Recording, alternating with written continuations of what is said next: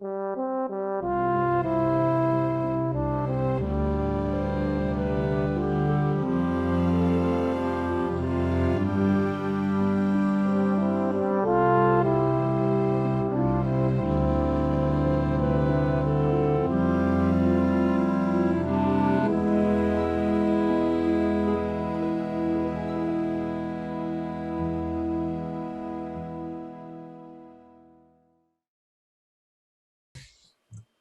agradeço, antes de tudo, boa noite a todas e todos, né? É um prazer imenso estar aqui com vocês, prazer enorme estar aqui nesse fórum. Já havia participado, assistido algumas tertúlias, sempre muito impressionado com a qualidade dos debates, né? Com a qualidade do que se é divulgado, discutido aqui. Esse formato de tertúlias é um formato que, de fato, me agrada muito. Eu sou professor da Universidade Católica, como o professor César havia comentado, e a minha área de especialização é século XIX. Né? Eu tenho trabalhado com relações internacionais do século XIX. Dentro do campo das relações internacionais, o que não é necessariamente algo tão corriqueiro. Né?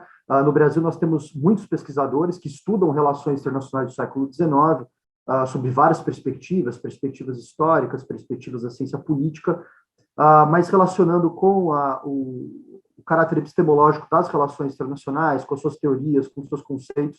De fato, nós somos um grupo pequeno, inclusive o laboratório a quem o professor César faz relação, a quem eu faço parte, né, o laboratório que estuda a política internacional do século XIX, coordenado pelo professor Gabriel Passetti, da Federal Fluminense, fica dentro do Departamento de Estudos Estratégicos. Né? Então, nós somos, na verdade, um grupo que está distribuído pelo Brasil inteiro, um grupo multidisciplinar que busca olhar para essas questões internacionais das mais diferentes formas. A ideia hoje, então, é a gente discutir um pouco o meu tema de doutorado, defendido alguns anos atrás, que depois acabou virando, inclusive, um livro de divulgação, na qual eu vou discutir um tema que é um tema clássico já, né? Um tema clássico tanto das relações internacionais quanto um tema clássico da história do Brasil, que é a relação do Brasil com a região do Rio da Prata, basicamente Brasil, Uruguai, Paraguai e Argentina, né? Um tema que muitos pesquisadores, desde o século XIX, se debruçam para estudar, mas a gente vai buscar aqui trazer um olhar diferente, César, um frescor para esse debate, e ao final aí vocês me dizem se a gente conseguiu esse objetivo. Meus caros, a gente começa então discutindo, né, o nome já nos traz um pouco algumas ideias de quais são os caminhos que nós vamos trilhar. E a ideia é que essa pesquisa, que ela se inicia, né, ali em 2014, 2013, ela continua de alguma forma até hoje, era uma pesquisa que buscava dar conta de um problema que eu considerava um problema muito sério e até hoje, de alguma forma, um problema insolúvel. Né? A gente tentou dar uma solução para ele, mas, de fato, nós temos questões ali que precisam ser melhor exploradas. Né? Historicamente, quando nós pensamos a história das relações internacionais do Brasil com a região do Prata, né, a formação do Estado brasileiro, né, basicamente temas que envolviam guerra contra o Paraguai, as guerras de formação nacional, a guerra contra a Cisplatina, todo o processo de transformação do antigo Império Colonial Luso brasileiro até a consolidação do Império do Brasil. Né. Boa parte dessas pesquisas, elas tentaram se centrar em alguns debates que, durante muito tempo, foram os debates que, de alguma forma, orientaram essa discussão. A primeira delas, de quem seriam as responsabilidades desses conflitos, mas, acima de tudo, buscar olhar como o Brasil, de alguma forma, se formou dentro desse contexto, mas também como o Brasil, de alguma forma, reagiu a diversos desses contextos, né? O Brasil como um país reativo àquilo que acontecia no resto da América. Lembrando que o Brasil tinha, nessa conjuntura, uma condição muito especial. Né? O Brasil era a única monarquia em volta de repúblicas. Né? Esse olhar, essa relação de alteridade entre nós e eles, foi uma relação que foi criada durante boa parte do século XIX e do século XX, por diversas chaves de pensamento. E durante muito tempo tomou-se essa discussão de uma forma muito ligada com os próprios valores nacionais de cada um desses estados. Então, se você acompanhar o debate historiográfico do século XIX em cada um desses países, quer dizer, nesse momento de construção das nacionalidades, vocês vão perceber que o tipo de discurso que vai ser produzido em cada país é um discurso que atende, na grande maioria das vezes, aos interesses, né, dos próprios países, daqueles que fazem parte desses países, defendendo o seu próprio a sua própria trajetória, defendendo os seus próprios interesses. Algo que durante o século XX, obviamente, vai ser discutido em outras chaves, né? Dentro de dinâmicas que vão incorporar elementos a partir, principalmente, da mudança introduzida pela escola do Zanelli. Mas nós sempre tivemos um problema que, aparentemente, era um problema insolúvel. Né? E que problema insolúvel era esse, pelo menos ao meu ver? Né? Durante muito tempo, quer dizer, a pesquisa de política externa, principalmente de história da política externa do Brasil, de construção da história do Brasil como Estado, né, ela, de alguma forma, ela negligenciou ou pouco considerou as interconexões entre o processo de formação de cada um desses Estados nacionais, eu vou falar aqui basicamente do Brasil, que é o nosso foco de interesse, e a própria dinâmica internacional que acontecia no seu entorno. Né? Então, dentro de uma chave de compreensão que eu considero superada, quer dizer, muitas dessas interpretações, elas partiam de uma dicotomia entre aquilo que acontecia dentro e aquilo que acontecia fora. Né? Não percebendo que muitos desses processos de formação, eles aconteciam dentro de um mesmo palco, dentro de uma mesma zona de interações, e essa dinâmica de interações, ela era fundamental, na verdade, não só para nós entendermos melhor o que acontecia dentro do Brasil, mas também para nós entendermos melhor a dinâmica da própria construção internacional dentro daquele contexto. Então, dentro desse processo, quer dizer, dentro dessa dinâmica, o que nós tínhamos normalmente eram pesquisadores que olhavam para esses estados dentro de uma dinâmica que nós chamamos na área das relações internacionais como se esses estados se comportassem como verdadeiras caixas pretas ou como bolas de bilhar. Né? Então, o que acontecia dentro tinha pouca importância para explicar as questões internacionais, e a gente olhava esses estados quase como se estivéssemos dentro de uma mesa de bilhar, de snooker, né? Aquela mesa em que a gente joga, aquele jogo de encaçapar as bolas. Né? Ou seja, cada estado ele entrava em contato com o outro, e ao entrar em contato com o outro, dependendo da sua força, dependendo do seu poder, isso gerava, dentro de uma busca por segurança, as guerras, os conflitos e os processos internacionais. E o que nós percebemos, né, ao analisar esses contextos, é que aquilo que acontecia dentro desses estados tinha um peso muito grande para a própria dinâmica internacional, e a dinâmica internacional se relacionava direto com a maneira como esses estados foram criados, formados, consolidados, criados dentro daquele contexto. Então, a nossa pesquisa, ela buscou olhar para aquele período da primeira metade do século XIX, né, em que essas experiências nacionais platinas estavam iniciando, e mostrar como as dinâmicas que aconteciam dentro e fora desses estados, elas concorriam para que a gente tivesse a conformação desse sistema internacional que vai se criar dentro dessa região que nós chamamos de região do Prata. A gente vai explorar isso mais à frente. E a gente vai perceber também, né, e a pesquisa nos levou a isso, que no caso especificamente do Brasil, a sua fronteira meridional, a fronteira do Rio Grande do Sul, né, do atual estado do Rio Grande do Sul, da província de Rio Grande, essa província ela foi, na verdade, um dos espaços mais importantes dessa interação. Né? Uma fronteira seca com seu vizinho, futuro vizinho Uruguai, uma região em que havia uma grande rede de sociabilidade entre oligarcas, entre poderosos ali daquela região, em que comungava-se um certo sistema próprio de produção agrícola e pecuária, principalmente pecuária, e que os laços de compadrio, de apadrinhagem, eles não respeitavam as fronteiras que estavam estabelecidas pelos tratados internacionais, criando ali uma zona de interação e uma zona de encontro, né, entre povos diferentes e que, no final das contas, degladiavam, faziam alianças, tinham proximidades, estabeleciam sistemas partidários, rivalizavam muitas vezes com os seus respectivos governos centrais, tinham seus próprios interesses e as suas próprias relações. E a gente vai, então, desenvolver uma pesquisa que vai buscar explicar um pouco da história da política externa do Brasil, não mais a partir do Rio de Janeiro, não mais a partir do núcleo central. Quer dizer, não só a partir do Rio de Janeiro e do núcleo central, mas vai buscar olhar a história da construção desse país a partir dos vínculos de dependência e complementariedade do governo central, do Brasil especificamente, com os operadores dessa política e aqueles cidadãos que habitavam as regiões de fronteira, né? Tentando tirar um pouco essa dinâmica hierárquica, né, de centro e fronteira, e mostrando que aquilo que acontecia na fronteira tinha um impacto enorme no governo central e na tomada de decisão do governo central, assim como na própria construção nacional desses estados. Então, essa foi uma pesquisa que foi desenvolvida, né, com apoio, inclusive, de bolsas governamentais. A gente conseguiu fazer um levantamento bibliográfico e um levantamento que eu considero documental muito grande, né? A gente cobriu uma parte fundamental das grandes questões, mas, acima de tudo, nós demos especial atenção para as fontes provinciais e para as províncias do jovem império do Brasil.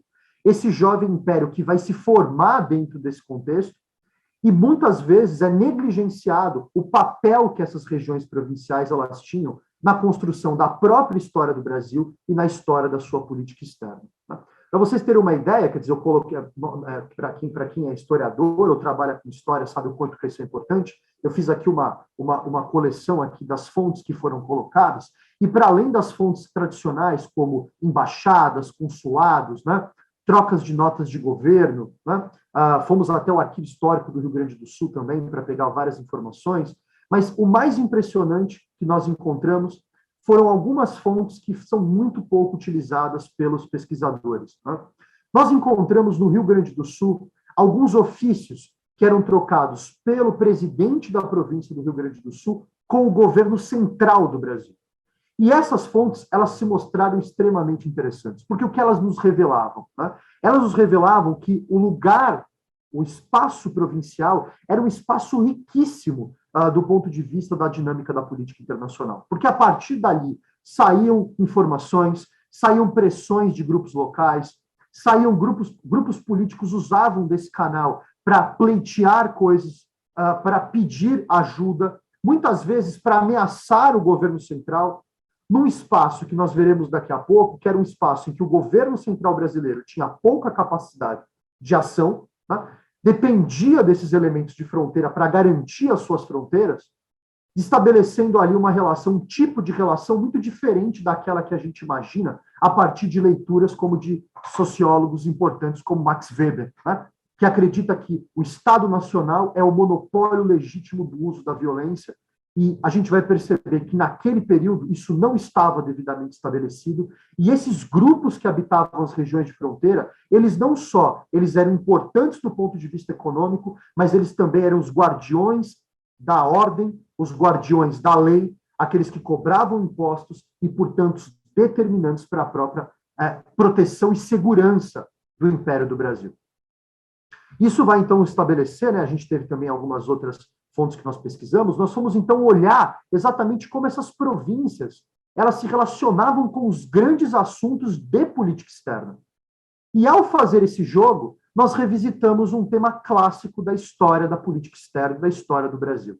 Como foi que a política externa do Brasil se relacionou com seus vizinhos mais tradicionais, Brasil, Argentina, Uruguai, dentro daquele contexto de formação dos estados, até mais ou menos 1852, e como isso, de alguma forma, impactou nas decisões que o governo central produziu para aquele contexto. Então, a gente olhou, basicamente, que a província trazia de informações, as pressões, o tipo de linguagem, os jornais,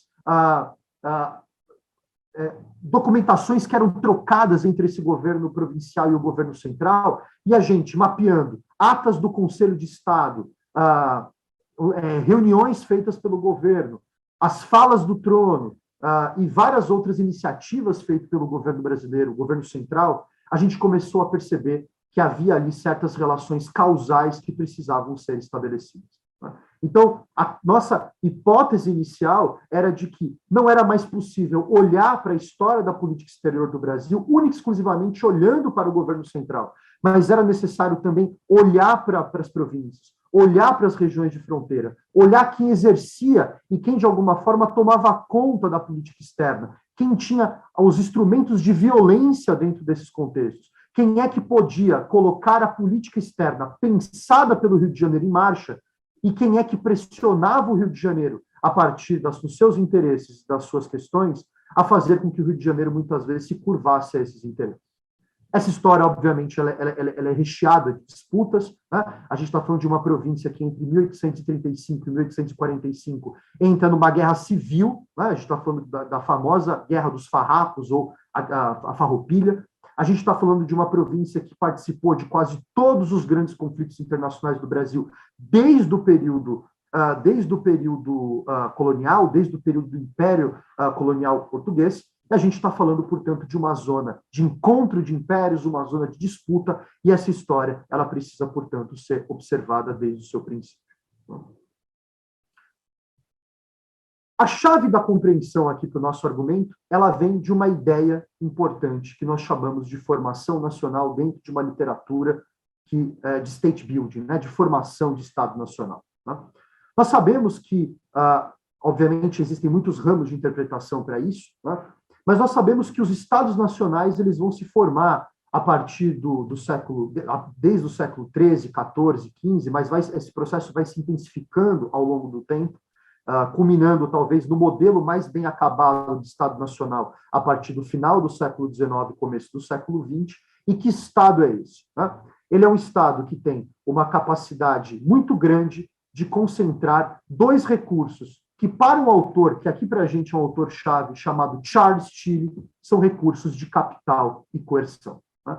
Diferente dos modelos de organização, das unidades políticas que existiam ao longo da história até então, o Estado Nacional é aquele que consegue reunir com a maior performance, capacidade de pacificação interna, acabar com qualquer estruturas que rivalizem com o seu próprio poder, que consegue instrumentalizar um sistema de poder, um sistema de leis, consegue instrumentalizar dentro daquele território uma certa dimensão de ordem, muitas vezes pautada, obviamente, pelo poder militar, pela possibilidade do uso da violência, mas, acima de tudo, o Estado Nacional é aquele que consegue organizar o mundo da vida. Tá?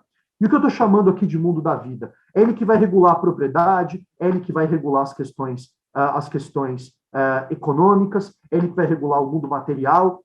E juntando essas duas grandes estruturas, esse Estado ele vai conseguir, a partir de exércitos permanentes, uma administração pública burocratizada, uma estrutura de Estado orientada dentro de uma dinâmica racional, ela vai, de alguma forma, produzir esse modelo daquilo que nós chamamos de Estado Nacional. É óbvio que uma parte da literatura vai também colocar elementos como a língua, a religião, territorialidade dentro dessa resposta, mas o que a gente percebeu ao longo do tempo é que o que foi determinante para a construção desse Estado Nacional, capaz de fazer a guerra, capaz de mobilizar recursos de uma forma como nenhuma outra unidade política da história havia conseguido antes, foi exatamente esse modelo mais bem acabado de Estado Nacional. Esse modelo de Estado Nacional, ele vai, portanto, ser o modelo que vai primeiro vencer no continente europeu, né? Em que você vai ter, principalmente a partir de uma data simbólica para nós, internacionalistas, historiadores das relações internacionais, uma data que a gente considera um marco, a partir dos tratados de Westfália de 1648, em que o Estado ele vai passar a se organizar a partir de conceitos importantes como não ingerência em assuntos estrangeiros, soberania, respeito à independência e reconhecimento da existência do outro, mas um momento fundamental em que esses estados eles vão se organizar em termos de controle do próprio território e vão estabelecer uma relação de mando em que o Estado, né, aquele Estado quase que robesiano, dentro daquela tradição do Estado leviatânico, ele vai, de alguma forma, conseguir organizar o seu poder dentro dessas duas chaves de compreensão, que é capital e coerção. O que o Charles Tilly nos diz é que esse Estado foi mudando ao longo do tempo, né? As revoluções, os processos de transformação foram introduzindo novos elementos de representação, elementos democráticos, participação popular, mas, no essencial, esse Estado não muda, ou não mudou até hoje. O Estado é basicamente um acumulado dessas duas variáveis, desses dois instrumentos, instrumentos de coerção, manutenção da ordem, império da lei, instrumentos de organização econômica por meio da relação com o capital. A grande questão aqui é que quando a América conseguiu a sua independência, vários desses instrumentos não estavam estabelecidos. Primeiro, nós não tínhamos fronteiras determinadas entre esses novos países. né? Esses novos países que surgem, eles não haviam ainda o seu espaço territorial definido. Não havia nesses países um exército nacional que pudesse impor a ordem nas mais diferentes regiões, o que permitia a existência de grupos políticos que faziam a violência em cada um desses espaços.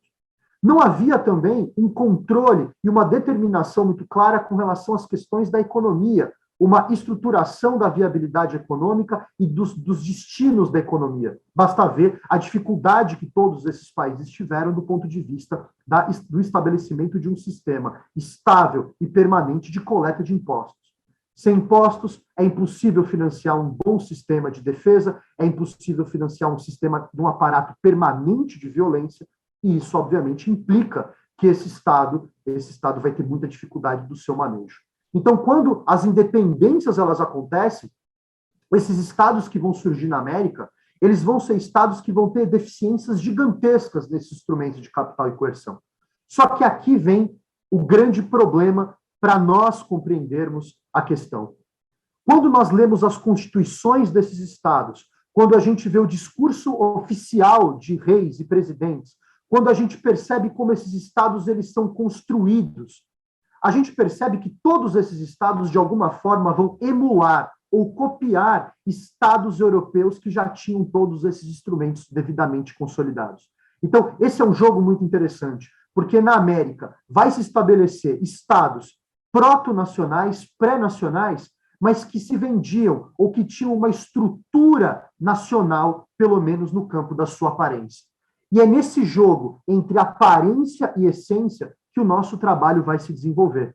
Porque se, por um lado, a aparência desses estados era uma aparência de estados nacionais plenamente consolidados, quando a gente vai para as fontes, quando a gente estuda as diversas regiões desses estados, quando a gente percebe a dificuldade que o governo central brasileiro, especificamente brasileiro, tinha de manter a ordem, o ciclo de rebeliões provinciais que acontece durante todo o século XIX, talvez seja o ponto mais importante para nos referendar nesse aspecto, a gente percebe o quanto que essa dimensão ela era absolutamente difícil de ser levada a sério. Esses estados ainda não eram estados nacionais. Foi preciso quase um século para que esses estados pudessem se organizar.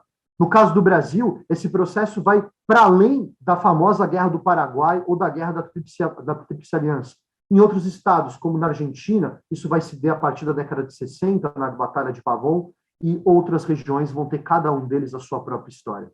O século XIX para a América Latina é um século da América do Sul, na região do Prata, é um século de debilidades, é um século de dificuldades de estruturação do Estado, e vai ser em torno dessas debilidades, ainda que com aparência de Estado nacional, que um pouco da nossa história vai ser contada. O que é a região do Prata, que nós estamos falando aqui? Né? Essa região do Prata é uma região que comporta hoje 4 países. Né? O Brasil, a quem nós não precisamos, obviamente, apresentar, a Argentina, o Paraguai e o Uruguai. E esse foi um espaço que, durante o século XIX, foi um espaço muito interessante do ponto de vista daqueles que se interessam por política internacional. Vejam vocês o seguinte, quer dizer, o Brasil ainda conseguiu minimamente, apesar dessas grandes perturbações que apareceram ao longo do caminho, né, rebeliões, revoluções provinciais, o Brasil conseguiu, de alguma forma, manter o seu território em detrimento das forças que lutaram contra isso, né? E a gente sabe que as tentativas de dissolução do território brasileiro partiram de diversas regiões, de projetos políticos diferentes. Mas vejam que no espaço provincial, daquilo que nós chamamos hoje de Argentina, Uruguai e Paraguai, surgiram diversos tipos de unidades e de experimentos políticos diferentes. Quer dizer, é muito interessante perceber, e esse mapa que está aqui na tela de vocês, com essas pequenas divisões, mostra que esse território ele foi, ao longo do século XIX, principalmente da década de 10 até a década de 60 do século XIX, permeado de disputas e conflitos tão grandes que, em vários momentos, esses estados tiveram independência entre si, vários desses estados tinham autonomia entre si, constituições próprias, exércitos próprios, figurando esse espaço, muitas vezes, num sistema internacional em si. Tá? Então, quando a gente tem essa visão muito teleológica de que Argentina, Uruguai e Paraguai são assim, sempre foram assim, a gente negligencia esse passado desse período em que essa conformação ela foi acontecendo a partir de muitas disputas regionais, muitas lideranças regionais, cada uma delas tentando impor o seu modelo de organização, o seu modelo de estruturação. O que isso quer dizer? É que a construção do Estado Nacional na região foi basicamente uma disputa feita entre regiões diferentes, com interesses diferentes e grupos políticos diferentes. Alguns mais afeitos à centralização, outros mais afeitos à descentralização. O Rio Grande do Sul, essa província, nos confins do Império, né, quer dizer, no extremo meridional do Império do Brasil, tem um papel importante nesse processo. Porque, observando aqui no nosso mapa, quer dizer, o Rio Grande do Sul está encravado dentro dessa região do Prata. Né? Enquanto o Brasil, um país de proporções continentais, né, fazendo fronteiras com quase praticamente todos os países da região, tinha ali em cada uma das suas fronteiras uma história diferente a ser contada, o Rio Grande do Sul tem o seu destino completamente atrelado àquilo que acontecia na região do Prata. Então, revoluções, golpes de Estado, levantamentos, brigas entre caudilhos locais, disputas entre Buenos Aires e outras províncias consideradas rebeldes, disputas políticas e econômicas, intervenções estrangeiras na região, tudo isso tinha um impacto direto no Rio Grande do Sul. E parte dessas pautas, ela entrava pelo Brasil a partir do Rio Grande do Sul, e nessas zonas de contato que nós comentamos aqui, via principalmente essa documentação que vinha, essas comunicações que vinha do Rio Grande do Sul, essas pautas, elas chegavam no Rio Grande do Sul e elas entravam chegavam até o governo brasileiro por meio dessa província. Ela funcionava, portanto, como uma esponja, mas também como uma participante ativa desses processos. Né?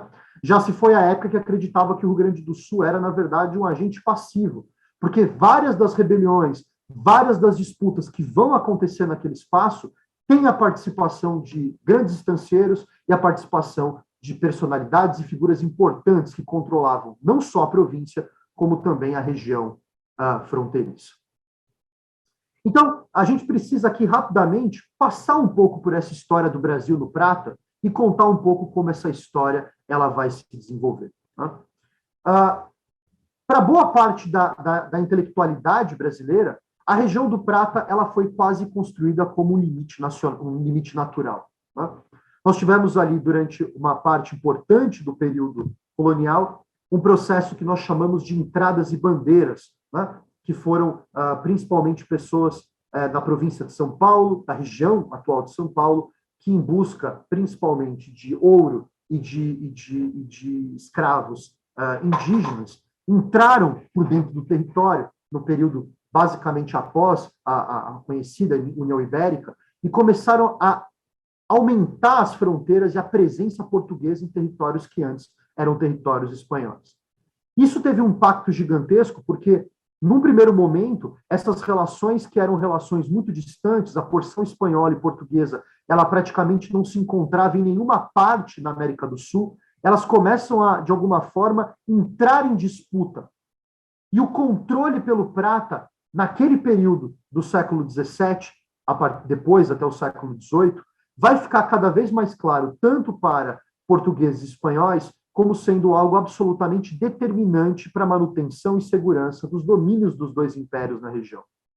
É nesse contexto que os portugueses, por exemplo, vão fundar, em 1680, uma pequena colônia chamada Colônia do Sacramento. Eu não sei se vocês conseguem enxergar o mapa, o meu mapa não aumenta, mas fica muito próximo de Montevidéu, mas à frente de Buenos Aires. Logo de frente para Buenos Aires, na frente da entrada do Rio da Prata, na frente dos rios que dão voz a esse grande conjunto de rios que a gente chama de rios da região do Prata. Esses rios, como vocês sabem, eles adentram pelo território da América do Sul, entram pelo território brasileiro, sobem pelo território argentino, passam pelo território paraguaio e vão terminar dentro do território boliviano, transformando essa região da América do Sul, nós temos aqui muitos colegas que vão reconhecer a linguagem, né, de alguma forma estabelecendo uma espécie de heartland da América do Sul. Esse heartland ele vai então ser disputado muito a partir dessa presença portuguesa nessa região, a partir da fundação da colônia de Sacramento, tá? Que vai tentar, de alguma forma, disputar comercialmente com as grandes cidades espanholas da região, num primeiro momento Buenos Aires e depois Montevidéu, e principalmente controlar o contrabando que ia para o Peru e que tentava burlar o exclusivo colonial espanhol, né? O grande sonho, né, dos portugueses, dos luso-brasileiros naquele contexto, era a famosa conquista da Mesopotâmia argentina. Regiões como Misiones, Corrientes e Entre Rios, além de toda a banda oriental, atual Uruguai, que era considerado por muitos um limite natural do Império Português, exatamente porque ali nós não tínhamos nenhuma barreira natural. Até hoje, a boa parte da fronteira entre Brasil e Uruguai é uma fronteira seca, o que nós sabemos que cria ali uma série de inconvenientes dentro desse processo. Na região do Prata, nós vamos ter grandes mudanças e grandes disputas, né? Num primeiro momento, nós vamos ter uma grande rivalidade entre Buenos Aires e Montevidéu. E essa rivalidade, ela vai, de alguma forma, criar ali um momento decisivo para Buenos Aires, porque Buenos Aires vai ter que se organizar como uma grande cidade, quase como uma província metrópole, e vai tentar, dentro desse processo, de alguma forma, disputar espaço dentro de uma lógica mais expansionista na região do Prata. O principal empecilho para isso é a existência da famigerada colônia de Sacramento, uma colônia portuguesa encravada no território espanhol e que, de alguma forma, sugava uma parte importante do comércio feito pela cidade de Buenos Aires, diminuindo a sua capacidade comercial, e, além disso, tem que conviver com uma Montevidéu, uma nova cidade que vai ser fundada ali naquele contexto e que vai, de alguma forma, rivalizar. Buenos Aires, então, vai partir para uma lógica expansionista e vários conflitos vão ser produzidos dentro daquele espaço. É importante deixar claro que essa fronteira, no período colonial, ela é um espaço determinante de conflitos entre o Império Português e o Império Espanhol. Essa disputa ela vai ser permanente, ela vai forjar gerações que vão estar acostumados a olhar para o outro como um adversário, ainda que essas relações elas estejam estabelecidas ali dentro de muito mais uma relação de proximidade, de destinos partilhados, do que uma relação de distância.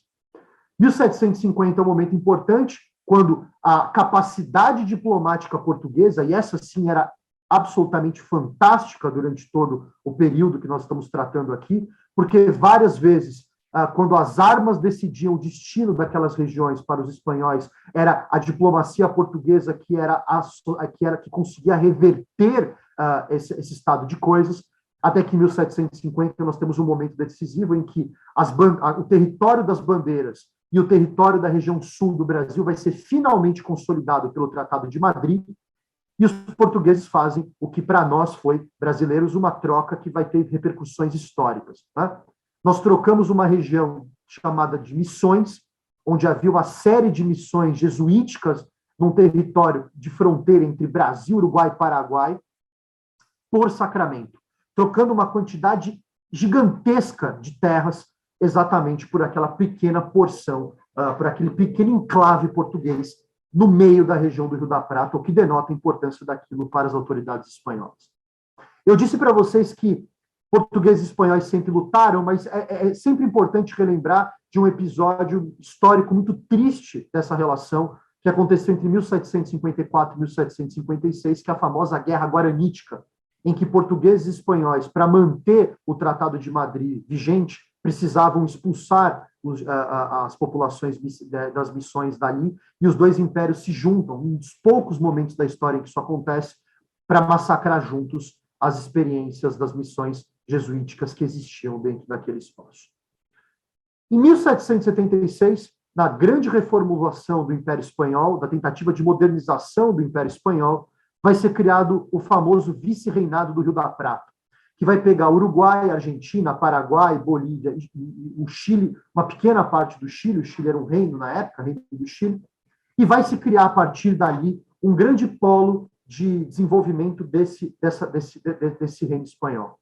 Em 1776, para tentar solucionar de uma vez o problema da região do Prata, esse vice-reino ele invade o território português numa invasão na fronteira sul, que vai ser uma invasão que vai ganhar um caráter quase que místico ao longo do tempo. Muitas gerações vão lembrar dessa invasão, e essa invasão ela vai ser, então, o momento em que esses dois grandes ambientes eles vão entrar em choque.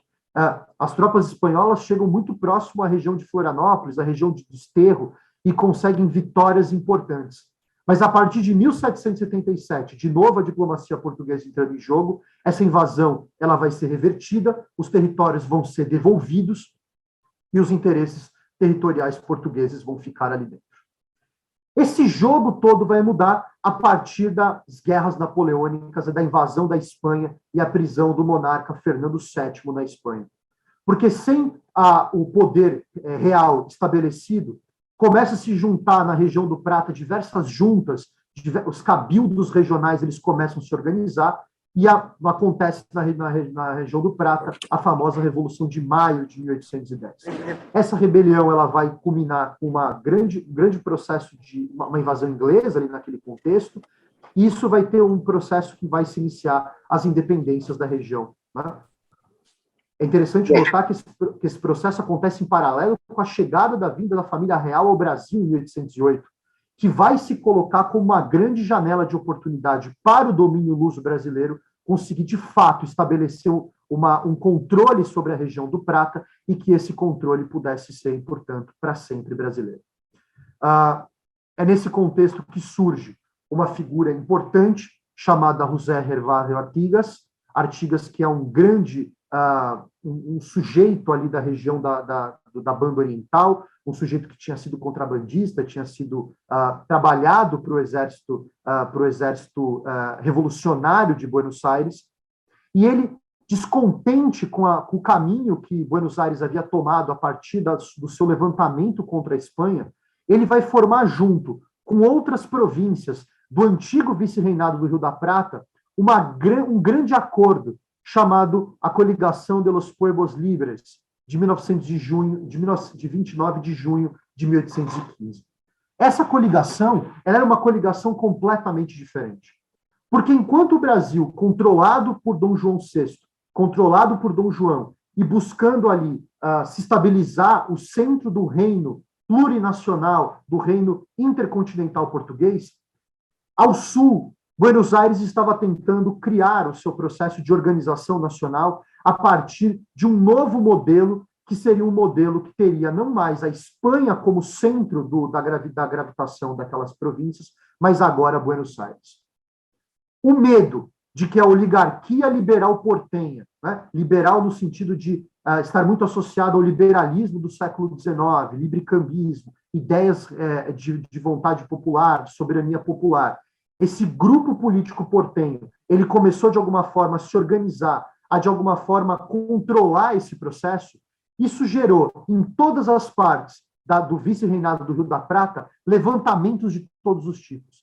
E surgiu desse contexto diversos caudilhos locais, ou seja, grandes estancieiros que tinham, além do poder econômico, grande poder militar. Eles começaram a utilizar desse poder e começaram a rivalizar com Buenos Aires e tentar, de alguma forma, tirar de Buenos Aires a capacidade de organização dentro desse contexto.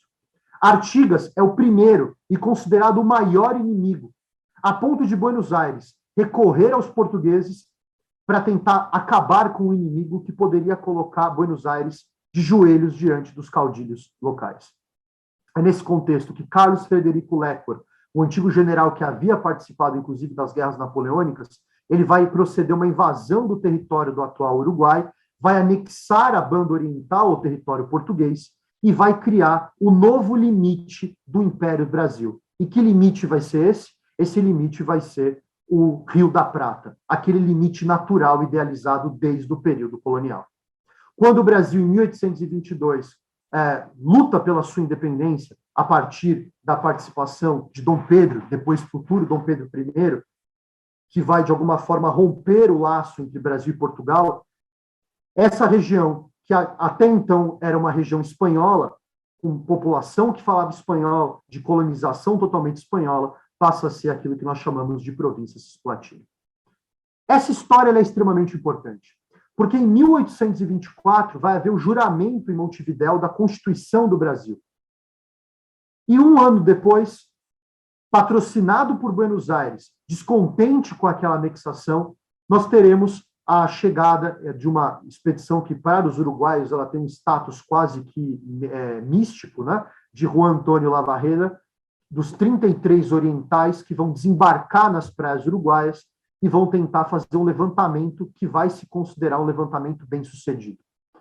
É o início aí da famosa Guerra da Cisplatina, uma guerra que basicamente vai se resolver da seguinte forma, quer dizer, no plano militar terrestre, os portugueses e os brasileiros, vão ter muita dificuldade de vencer as armas argentinas, de Buenos Aires, acima de tudo, né, a quem respondia o domínio daqueles territórios, mas a superioridade naval brasileira vai impor um bloqueio no Rio da Prata, o que leva essa guerra a um grande esgotamento, e não existe uma possibilidade tática dela evoluir para além disso. O Brasil ainda tenta novos créditos de guerra, esses créditos de guerra não são votados pelo parlamento, e o Brasil, então, tem que aceitar a intermediação britânica, que vai culminar com a criação do Uruguai, aquilo que um diplomata britânico vai falar: nós vamos colocar um algodão entre dois cristais. Quer dizer, o Uruguai vai se transformar, portanto, numa espécie de espaço para que esses dois territórios não entrem em conflito.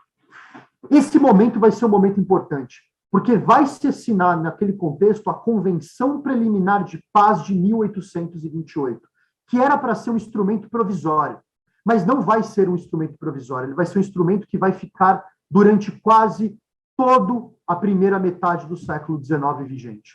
E o que ele dizia? Brasil e Argentina são obrigados a garantir a soberania do Uruguai. E caso Brasil e Argentina entrassem em guerra, Brasil e Argentina deveriam avisar o Reino Unido com pelo menos 6 meses de antecedência. Além disso, ficava estabelecido que, em algum momento, do dia que se assinasse a Convenção Definitiva de Paz, Brasil, Argentina e Uruguai assinariam os seus limites, ou seja, definiriam verdadeiramente onde começavam e onde terminavam aqueles territórios. E também estabeleceriam acordos do ponto de vista do comércio e do ponto de vista das relações internacionais. O que acaba acontecendo é que, esse ponto que a gente já tocou, é que a Argentina vai, de alguma forma, né, e o Brasil vai, de alguma forma, não ser capaz de estruturar o próprio território, porque os próprios limites eles não estavam definitivamente resolvidos. E no caso da Argentina, essa guerra, que culminou com o fim do território do vice-reinado do Rio da Prata, gerou uma instabilidade e um cenário de guerra civil que vai levar a Argentina, entre momentos de maior estabilidade e menor estabilidade, aos ciclos ininterruptos de disputas internas entre 1820 até pelo menos 1860, 1864. Uma luta fratricida que colocava de lado dois grandes grupos políticos. De um lado, os unitários, que eram aqueles que acreditavam que Buenos Aires deveria ser o condutor do processo, deveria reunir todo o território do vice-reinado do Rio da Prata e que toda a produção econômica deveria ser escoada a partir do porto de Buenos Aires. E de outro, os federais, que flertavam com uma certa ideia de federalismo, né, muito em voga naquela época nos Estados Unidos, por exemplo, e que acreditavam que cada região deveria ter a sua autonomia, a sua liberdade, responder às suas próprias regras, responder às suas próprias leis. Esse cenário de instabilidade, ele vai produzir, então, um sistema de poder a partir de 1828 absolutamente definidor. Porque se esses estados, esses novos estados que vão se formar, eles são modelos nacionais na forma, nas práticas eles são absolutamente distintos. Os grupos locais têm muito poder, os governos centrais não conseguem manter a ordem, e você tem, a partir desse momento, uma internacionalização dos conflitos. Ou seja, se as fronteiras não estão bem definidas, os partidos se intercambiam, aquela região é uma região de relações em rede, em que todos se ajudam, todos participam, qualquer guerra que acontecia em qualquer parte da região do Prata mobilizava quase que imediatamente pessoas de todas as regiões da região do Prata. Isso nos leva, então, aos 4 elementos gerais dessa região. O primeiro deles é o seguinte: os limites eram instáveis e desconhecidos. Segundo, a lógica econômica ela excedia as fronteiras, o respeito formal das fronteiras. Era normal que cidadãos do Brasil, por exemplo, se estabelecessem no Uruguai, criando as suas propriedades lá e não respeitando, por exemplo, as leis uruguaias. O poder estatal e central era frágil e dependia, para sua sobrevivência, da organização política e militar local.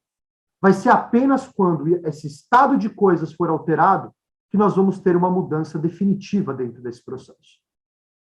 O Uruguai vai ter um papel fundamental aí, porque a relação entre Brasil e Uruguai vai ser tão próxima, e obviamente o Brasil governou o Uruguai durante alguns anos, em que o próprio modelo econômico juntava esses dois povos, fazendo com, por exemplo, questões como propriedade, quem tomava conta do gado, o deslocamento do gado, as guerras que aconteciam entre os dois espaços, elas fossem muito próximas. Era muito normal que os nossos estancieiros tomassem armas para defender os seus interesses no estrangeiro, e era muito normal que eles também participassem da mesma forma. E esse Brasil, que tinha muita dificuldade de governar aquela região, dependia de uma pacificação limitada, que dependia exatamente desses atores a que eles não conseguiam governar para garantir o próprio país, dentro de uma diplomacia que muitas vezes ela atuava de maneira marginal, ou seja, buscava esses atores para tentar favorecer a construção desse Brasil, dependendo deles para poder organizar o próprio país. O que vai acontecer, e aqui nós terminamos, eu quero colocar o último ponto, e a partir daí a gente pode discutir, é que para o Brasil conseguir participar dessas guerras, participar dessas disputas, foi necessário uma aliança entre dois arquétipos que eu estou chamando aqui de diplomatas estancieiros. Esse Estado nacional, esse Estado central, que apesar de ter um grande poder, uma grande marinha, dispor de elementos de um Estado que estava cada vez mais se estruturando, ele dependia, dentro daquele contexto, por questões geográficas, histórias, econômicas e sociais, das populações da região de fronteira, a quem eram manejadas, eram cortejadas e eram muitas vezes usadas para que o Brasil pudesse garantir os seus interesses na fronteira sul. E mais do que isso, boa parte das pautas e reivindicações que o governo brasileiro fará com os vizinhos, tanto das definições de fronteira, tanto do tipo de relação econômica que vai ser feito, da garantia dos interesses econômicos do Brasil no estrangeiro, vai ser feita, na grande maioria das vezes, por pressão desses grupos, a quem o governo brasileiro criava um laço de complementariedade e um laço de aproximação. Dois momentos aqui são importantes, e com eles eu termino. Foi decisiva a ação dos estancieiros brasileiros para que o governo brasileiro guerreasse contra Juan Manuel de Rosas, o grande caudilho argentino que governava Buenos Aires e conseguiu estruturar durante 2 décadas alguma estabilidade no nosso vizinho, mas foi também fundamental a pressão desses estancieiros para que o Brasil entrasse na guerra contra o Paraguai.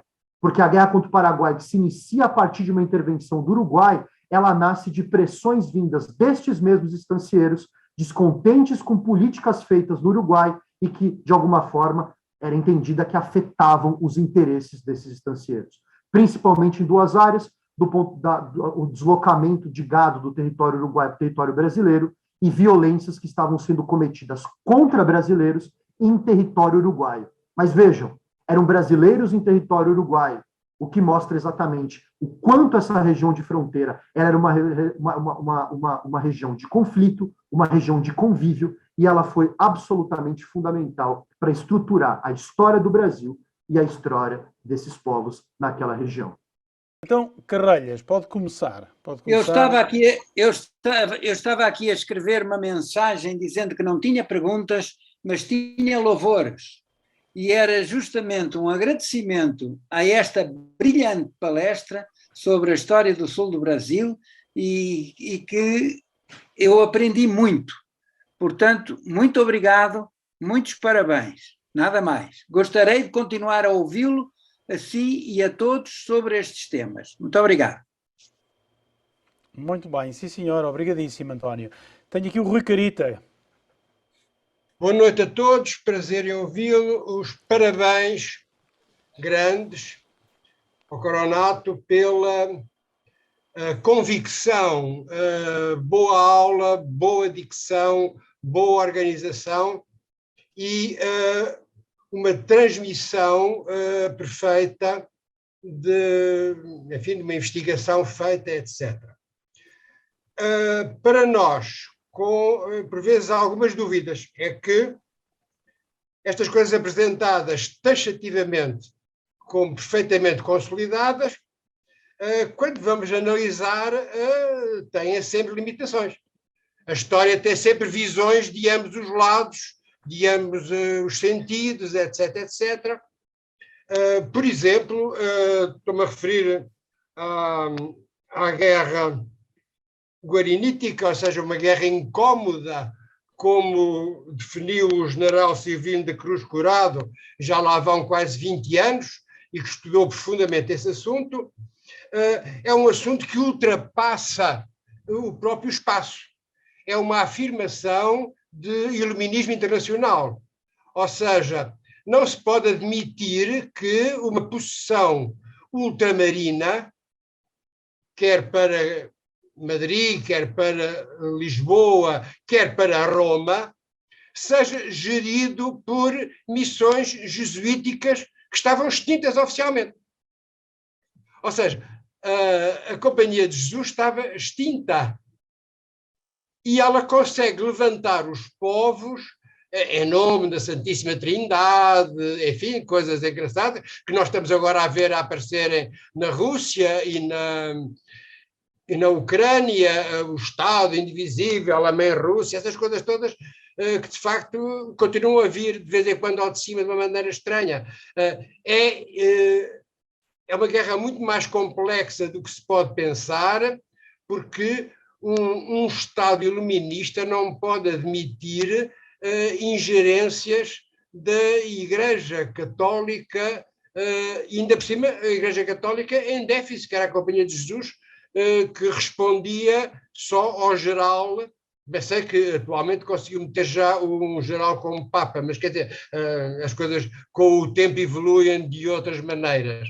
Mas é uma guerra mais complexa do que essa de nós pensarmos que era só mudar gente de um lado para o outro, etc. Era uma guerra ideológica de afirmação do Estado mais complexa. Era só isso. Agora, parabéns pela qualidade excepcional da palestra, quer dizer, muito bem pensada, muito bem organizada e com um sentido de se ter atingido um patamar correto na investigação, e isso é os meus parabéns. Obrigado. Daniel. Rui, eu quero agradecer, né? Agradecer também as palavras do Carreiras, né? Eu acho que quando a gente monta uma apresentação dessa, a gente, obviamente, uma apresentação de longo alcance em 40 minutos, né? Que pega um período muito grande, né? O Rui, é difícil a gente conseguir, de alguma forma, organizar tudo isso, espero ter conseguido. Foi um desafio, que o César, na hora que ele me disse meia hora, 40 minutos, eu falei, bom, eu vou ter que reestruturar isso aqui de uma forma que faça sentido. A primeira coisa que eu quero dizer para você é o seguinte, quer dizer, eu concordo com você e foi a partir dessa sua reflexão que eu iniciei o meu trabalho, né? Quer dizer, eu tentei, na verdade, começar do básico. Quer dizer, a gente tem um conjunto de evidências de que as coisas funcionaram desse jeito. Vamos dar um passo para trás, quer dizer, que Estado era esse que estava se formando, né? Quais eram as bases desse Estado? Quer dizer, quem eram os elementos que faziam parte dessa construção? Como é que a tomada dessa decisão ela era feita? Como isso afetava as populações? Né? E partindo dessa dinâmica da dúvida, de fato, né? Quer dizer, nós temos muitas interpretações vigentes. Será que é possível olhar para esse espaço das províncias, das populações de fronteira e perceber como elas participaram da grande política? Porque muitas vezes essas regiões elas são silenciadas. E no caso do Brasil, as grandes figuras do Exército, as grandes figuras nacionais que participaram das guerras, todas elas foram forjadas naquele ambiente de fronteira. Tá? Então, é preciso olhar para essas figuras e perceber como elas estão organizadas dentro desse espaço. Com relação às guerras guaraníticas, eu tô com você nessa, concordo plenamente, ela é complexa demais. Fiz uma menção ali para que a gente pudesse pontuar apenas, né, o momento de uma certa aproximação, para não dizer que tudo foi conflito. Eu, dentro da minha chave de compreensão que eu propus aqui, Rui, a gente pode pensar em outras, evidente, Quer dizer, as guerras guaraníticas elas estão dentro de um contexto, de um conflito em que esses estados nacionais estão tentando se organizar ainda de maneira muito devagar, tanto no caso português quanto no caso espanhol, nas suas porções coloniais, né? Quer dizer, evitando rivalidades internas. Eu comentei durante a minha exposição, quer dizer, o Estado Nacional é aquele que não tem rivais, né? É aquele que o princípio da soberania, ele, pelo menos em tese, para além das questões ideológicas, ele é que garante o ambiente da coerção e o ambiente do capital. Isso não significa que os signos religiosos e ideológicos eles não possam se associar a esse Estado, inclusive servindo como uma legitimação desse próprio poder. Mas o que você tem ali, na verdade, é uma briga por uma coisa que você mesmo tocou, quer dizer, uma briga pela territorialidade, uma briga pela tomada do Estado, uma briga de grupos que vão disputar esse espaço e, no final das contas, disputar quem é que governa e quem é que vai ter o monopólio da violência dentro daquele determinado território. Só preciso adicionar, já estive na região de Missões, e posso dizer que a população ali tem uma lembrança dessa história muito triste, né? Porque, de fato, foi uma guerra nós temos alguns pesquisadores importantes na região sul do Brasil e que relatam, né, passagens desse conflito em que a população civil, a população que vivia nessas regiões, né, que pouco tinha a ver com esses grandes debates que a gente considera importantes, essas populações sofreram bastante, né? Nós tivemos episódios ali de muita violência, e essas violências a gente tem sempre que pontuar também como sendo coisas que precisamos superar. Atenção, quem sofre sempre é as populações que estão lá, não é? Sem dúvida, concordo. Sempre, como hoje, né? Como hoje. Agora, a visão, por vezes, aqui não, em X minutos está correto, está perfeitamente correto, mas depois a situação é discutível, é muito mais complexa. Durante estas sessões todas, por exemplo, uma das questões mais importantes para mim, mas que não tem reflexo depois cá para fora, é as comemorações da independência do Brasil hoje. A partir do século XVII, Portugal é que é colónia do Brasil. Repara, a corte de Dom João IV vem do Brasil, o padre António Vieira, o Bartolomeu de Gusmão, o Alexandre de Gusmão, é o Alexandre de Gusmão que refaz o Tratado de Madrid, etc. Logo, há um poder já do Brasil sobre Portugal, depois profundamente ampliado com a passagem da corte que estava prevista 50 anos antes. O Dom Luís da Cunha já propunha a passagem da corte para o Brasil em 1747. Portugal é que é colónia do Brasil. Logo, quando aparece agora, enfim, a posição das comemorações dos 200 anos da independência, quer dizer, é uma questão política, tudo bem, e é o que está... Agora, a independência interior, a partir do momento em que o rei está no Rio de Janeiro, acabou. Aquilo já é... Portugal é que é colónia. E o Dom João VI vem para Portugal a correr antes que Portugal se separe, porque Portugal é que se ia tornar independente do Brasil, se ele não vem a correr. Mas pronto, a maneira de ler a história depois tem, enfim, contornos políticos, etc., comemorativos, que são importantes, e por isso é que nós somos um exército, e por aí fora, mas quando se discute estas coisas, é sempre muito mais complicado. Tá, muito obrigado, Rui. Avilés. As minhas felicitações ao professor Daniel Coronato por esta muito inteligente e interessante exposição que nos fez. Aliás, tomei aqui imensas notas, porque realmente o desenrolar das várias coisas, a lógica de como elas vão prosseguindo é interessante de lembrar-nos. Só um ponto, quando fala que Portugal vai anexar com o general Lecor a região da Cisplatina, não anexamos. Aquilo é preciso lembrar-nos que talvez preparado pela diplomacia portuguesa, mas como a entrada de Licor é feita a pedido do cabido de Montevideo, preocupado ou em conflito com Artigas, e que pede ao rei de Portugal que entre lá e que venha pôr ordem naquele território. E é a partir daí que depois passa a haver uma relação em termos políticos e internacionais diretamente do território com a pessoa de Dom João VI. Não passa para o Brasil. Só mais tarde é que a lição... Pronto, era só isso que eu queria dizer. Muito obrigado. Muito obrigado, Pedro. Daniel?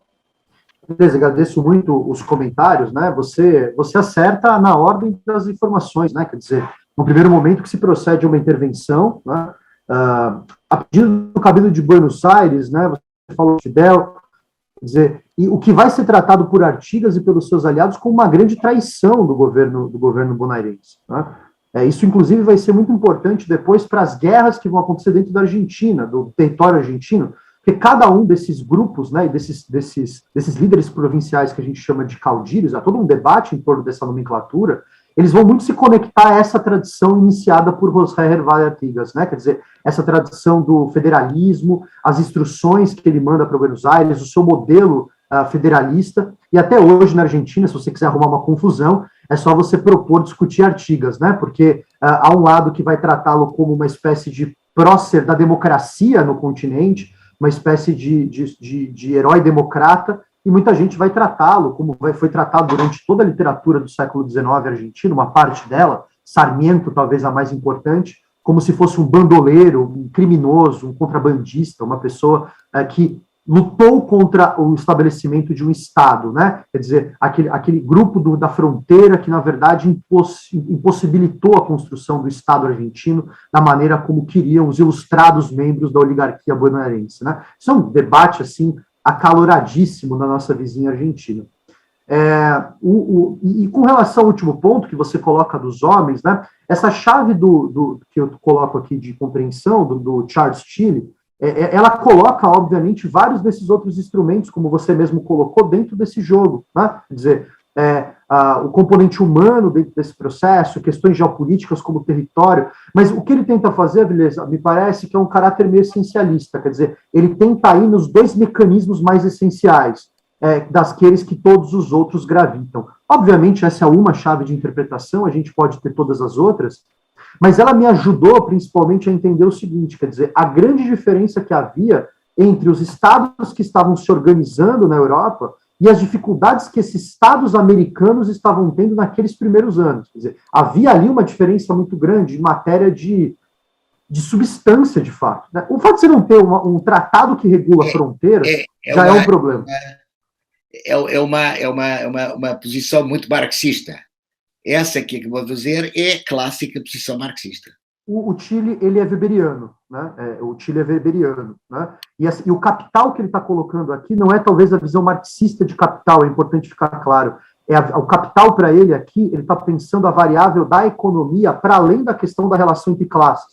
Ele está olhando daquela questão das classes weberianas, quer dizer, você organizar o Estado em torno do fisco, basicamente do fisco, mas basicamente em torno também da regulamentação da propriedade e dessas relações. Então, o Chile, ele é um homem do século XX, né, passou por essas tradições, mas o Chile ele é conhecido, junto com outros autores, como Michael Mann e outros autores, como autores que vão revisitar as relações internacionais a partir do repertório weberiano, né? Tanto que essas duas categorias, Avilés, elas são lidas como dois tipos ideais.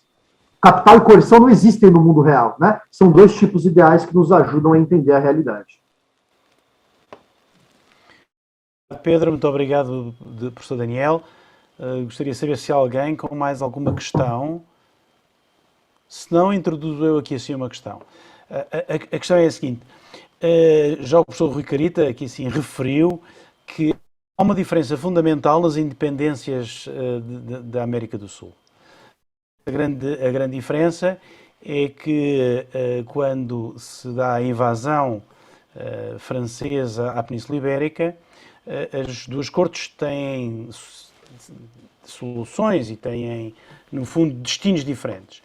A corte espanhola é aprisionada e a corte portuguesa parte para o Brasil e altera a localização da sua capital para o Rio de Janeiro.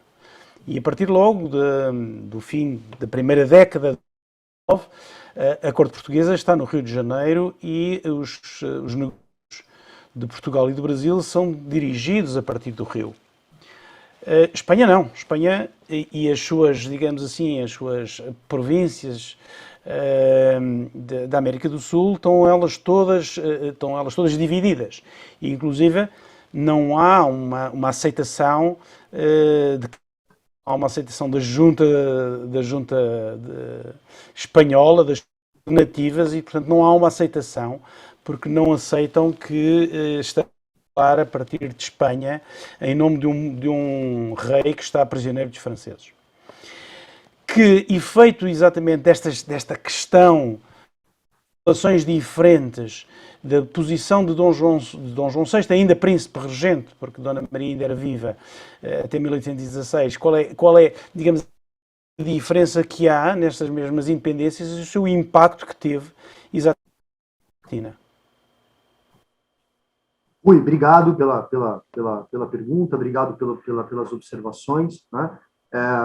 Aqui no Brasil, a gente tem toda uma historiografia que busca, na verdade, diferenciar esses dois processos, e, na verdade, a diferenciação desses dois processos foi tomada durante muito tempo como uma evidência, inclusive da superioridade brasileira sobre os vizinhos, né? Quer dizer, o Brasil teria ficado mantido o território enquanto os vizinhos haviam se esfacelado, né? Um típico discurso do século XIX é tentar retratar a América Espanhola, a América como uma América caudilhesca, republicana. Isso era um discurso, inclusive, que era perpetuado pelo próprio governo brasileiro, muitas vezes, para endossar as intervenções ou intervenções que, porventura, viessem a acontecer dentro daquele contexto. O Brasil era um país monárquico, um país mais estruturado, um país em que havia uma democracia coroada, termo da época, enquanto os nossos vizinhos seriam ali abarroados de guerra em guerra civil, em guerras fratricidas, e o território espanhol, que poderia ter se convertido num único grande marco territorial, virou ali, né, uma constelação de nações governadas por elites locais que garantiam seus próprios interesses. Essa visão dicotômica, né, tem um professor, um membro do corpo diplomático brasileiro, o professor Villafranco Santos, ele tem um livro espetacular que mostra como o Brasil, no século XIX, ficava entre a América e a Europa, do ponto de vista da sua construção nacional, né? Em certos momentos muito mais associado à Inglaterra, muito mais associado à tradição da Santa Aliança, o que é que isso significa, a gente não sabe muito bem, né? Mas associado a Paris, a relações muito próximas com as monarquias europeias, enquanto havia um processo de intenso afastamento dos países da região, a ponto, Rui, do Brasil, durante todo o século XIX, durante o período imperial, não ter aceitado ou não ter participado diretamente de nenhuma reunião interamericana daquela tradição inaugurada por Simão Bolívar, né? Então, a gente tem ali um processo muito interessante. Me parece, Rui, que, obviamente, esse fator foi um fator na gênese do processo, né? Inclusive o experimentalismo que vai acontecer nas regiões da Argentina, em Buenos Aires, etc., né? Projetos políticos muito divergentes que vão surgir ali, né? Processos muito interessantes de tentativa de reconstrução de um reino incaico, né? A própria princesa regente, na época, foi considerada... Tem um livro aqui, posso achar em algum lugar, que conta as diversas tentativas da região de tentar transformar os projetos políticos que estavam em jogo. Quer dizer, a própria união dos territórios portugueses com o território do Rio da Prata foi, durante um certo momento, levada muito a sério pelas populações de Buenos Aires, né? Exatamente pelo laço que Leopoldina teria entre esses dois reinos, pela sua procedência do reino espanhol. Então, Rui, quer dizer, do ponto de vista da nossa chave de compreensão de capital e coerção, a vinda da corte para o Rio de Janeiro, ela deu não só uma centralidade na tomada de decisão, como ela também resolveu elementos ideológicos que estavam em disputa no território espanhol, em que não havia ali uma uma ideia muito clara do que fazer a partir de então. Que é, por um lado, excitante, porque imagina você construir uma nação a partir do nada, né? Quer dizer, havia um sentimento ali de revolucionar o mundo, né? De construir um novo mundo, de fato construir uma nova localidade, mas essas lutas por esses projetos, eles de alguma forma dinamitaram as possibilidades de construção do próprio vice-reinado do Rio da Prata se manter como um território coeso. Logo no começo do século XIX, na década de 10 do século XIX, os paraguaios vão se isolar lá no Paraguai, né? E não permitir que nem os bonaerenses cheguem. Eles eram recebidos à base de tiro, né? Isso vai depois ter consequências lá na frente. Os próprios uruguaios, num certo momento, da banda oriental, uma parte, principalmente nas grandes cidades, vai manter o juramento ao rei, mesmo o rei preso, enquanto Buenos Aires eles estão caminhando para uma forma completamente diferente. A vinda da família real foi fundamental, sim, para a manutenção do território. E ela vai ter um impacto grande também na conformação desse Estado que virá a acontecer depois.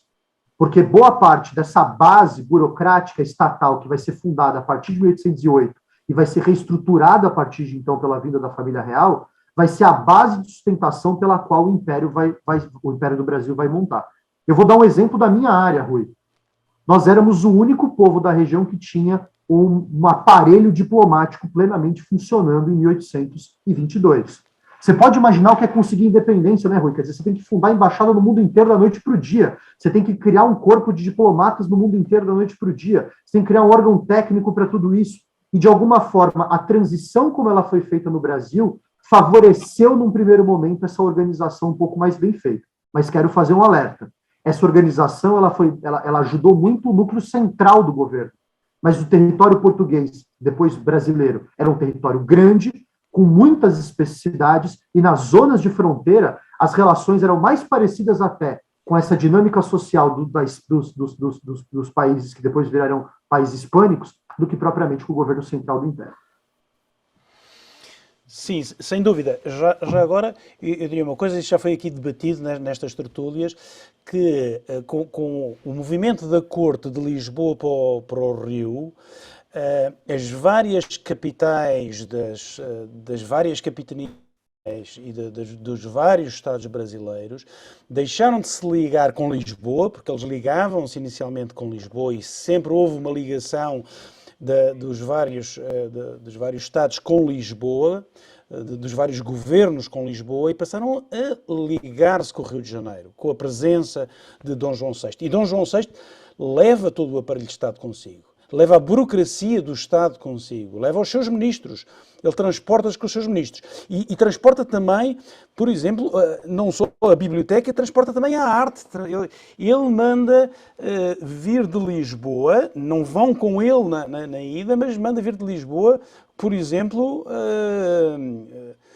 o Marcos Portugal a dar concertos e trabalhar na corte brasileira, Rio de Janeiro, e portanto ele leva o Estado consigo. O Estado anda à volta do rei e dá essa estrutura, a estrutura que provavelmente não existiria em mais nenhuma cidade da América cidade espanhola, que teve que construir tudo a partir do zero.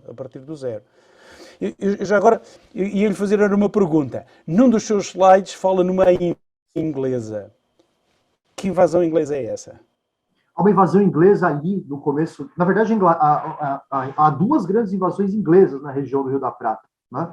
Essas invasões inglesas... Não, mas eu suponho que essa invasão inglesa refere-se exatamente ao período de 1808...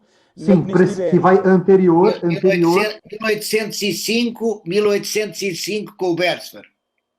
Não, mas certo, em 1805 há uma invasão Buenos Aires, não é? Exatamente. Sim, mas o slide do Daniel estava referido à questão, suponho eu, da Península Ibérica com, digamos assim, com as invasões francesas, e depois há uma invasão, não é? Eu diria, não é uma invasão inglesa. Aliás, os ingleses, na realidade, quando vêm à Península Ibérica, é através de um acordo com o Estado português e com o Dom João VI. Aliás, há uma integração muito grande do exército inglês. Aliás, Wellington vem para a Península é o comandante dos exércitos aliados. São os exércitos aliados ao exército português, ao exército inglês, e são os exércitos aliados que, no fundo, vão colaborar, são, digamos assim, absolutamente fundamentais na libertação da Espanha a partir de 1811. Mas tínhamos aqui assim mais uma questão. Só um comentário. Na verdade, a minha intenção ali, talvez não tenha conseguido, me perdoe, era falar exatamente das invasões que aconteceram em Buenos Aires em 1806 e 1807. Né? A primeira que vai ser pelo vice-rei do Santiago de Liniers, ali que vai em 1806, e em 1807, quando as tropas britânicas elas vão, depois de tomar Montevidéu, ela vai ser expulsa pelas milícias de Buenos Aires. Claro, o tempo não ajuda, a gente precisa sempre, esses assuntos são complexos, mas ali você forma uma certa ideia de autogestão muito forte, né? A capacidade de repelir, ainda que um ataque extremamente limitado dos ingleses, quer dizer, os ingleses definitivamente não usaram de toda a força para tomar Buenos Aires, havia ali um corpo menor que faz a intervenção, mas a cidade se mobilizar em torno de milícias, isso teve um impacto muito grande na construção da própria ideia de uma possibilidade de independência, né?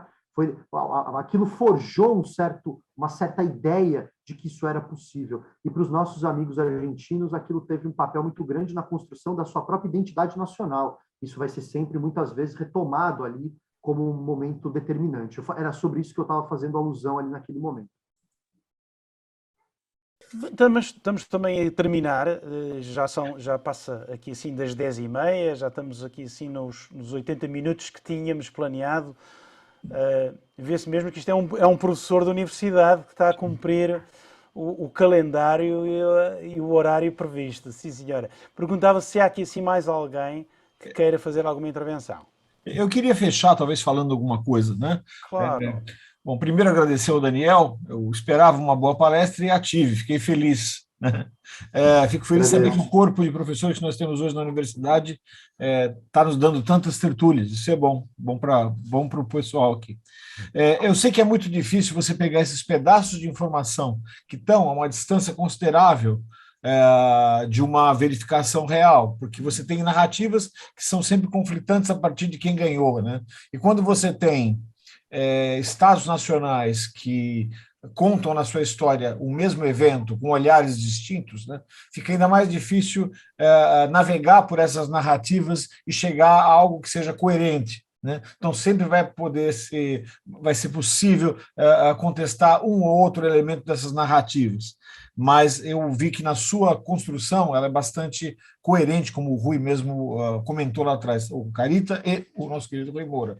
Então, isso prova que você fez um trabalho brilhante nessa condução, né? Eu queria só talvez pedir a você, quem sabe já adiantar a audiência, né, que essa bibliografia que você menciona que tem, que foi usada como referência, depois você ceda para a gente, porque quando a gente converter essa nossa tertúlia em vídeo para o canal do YouTube, na descrição, a ideia, a partir dessa tertúlia, é sempre pedir que essa bibliografia seja colocada lá, com uma referência para aqueles que queiram depois pesquisar um pouco mais ou investigar os títulos mencionados ali. Isso posto, eu queria devolver a palavra ao Rui, eu já me despeço aqui, para que ele apresente já o nosso próximo convidado, né? E tentar manter o nível aqui, que nós chegamos a 65, tirando um que saiu, um que voltou, o que é uma média que não tínhamos há umas boas 10 tertúlias já, isso é um bom sinal. Rui, a palavra é sua. Muito bem, só para vez ao professor Daniel Cronato, a excelente tertúlia que aqui nos trouxe hoje. Abriu aqui mais uma linha de investigação, porque acho que anda muita coisa para falar, até porque não alguém vir falar da divisão LECOR, da divisão dos voluntários reais do Príncipe, depois tiveram que mudar o nome, porque foram de Lisboa para o Brasil, tiveram que mudar o nome porque, entretanto, o Príncipe passou a rei e passou a ser só a divisão de voluntários. Na próxima tertúlia, daqui a 15 dias, dia 2 de abril, teremos connosco, novamente aqui agora, vamos ter um tema muito interessante. No final de março, vai-se comemorar exatamente 100 anos em que a travessia aérea Lisboa-Rio de Janeiro. partiu, suponho eu, a 29 ou a 30 de março, do Rio Tejo, a viagem aérea que foi ligar o Atlântico Sul, e o tema da nossa tertúlia vai ser exatamente essa. 3 dias depois, 100 anos à frente, no dia 2 de abril, teremos o capitão de mar e guerra Costa Canas, que é professor da Escola Naval, aliás, porque os 2 oficiais que vão fazer essa travessia são os 2 oficiais de Marinha, digamos, oficiais da Aeronáutica Naval, são 2 oficiais de Marinha, e o capitão de mar e guerra Costa Canas é um professor doutorado em História e professor da Escola Naval. E é um especialista exatamente nesta travessia aérea. E então o tema que ele selecionou foi a travessia aérea Lisboa-Rio de Janeiro, 1922, o nascimento da navegação aérea científica. Ele vai demonstrar que realmente não é a primeira travessia do Atlântico, já houve várias travessias, tinha havido algumas poucas travessias do Atlântico Norte, mas é a primeira travessia do Atlântico Sul e é o nascimento da navegação aérea científica. E, portanto, estejam connosco daqui a 15 dias para ver, de certeza, uma excelente aula de História e, neste caso, sobre a travessia aérea Lisboa-Rio de Janeiro. Muito obrigado pela vossa presença, muito obrigado a todos, um bom fim de semana e um bom domingo.